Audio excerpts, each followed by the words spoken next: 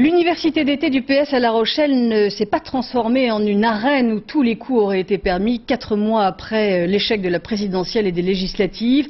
En l'absence d'un grand nombre de ténors, les militants ont, semble-t-il, apprécié l'ambiance studieuse et le travail réalisé pour mettre le PS sur la voie de la rénovation.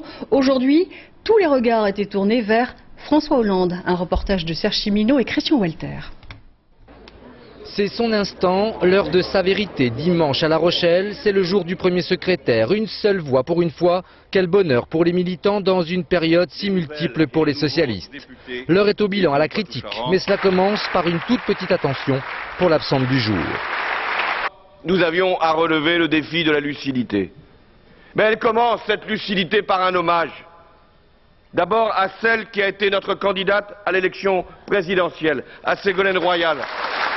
Place ensuite au règlement de compte, celui de certains rénovateurs, qui en particulier pensent que changer le nom du parti est une solution à la crise.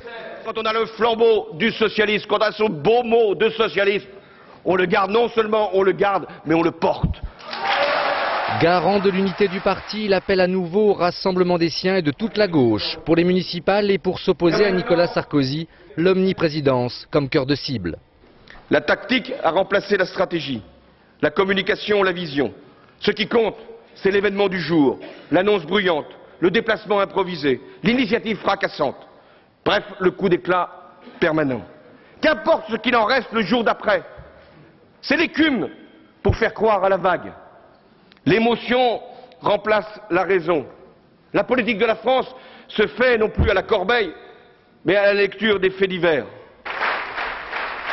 François Hollande a peut-être parlé pour la dernière fois en tant que premier secrétaire à La Rochelle, si le congrès des socialistes a lieu juste après les municipales de mars prochain. Mais aujourd'hui, il était assez simple de résumer son discours, rappeler que c'est encore lui le patron.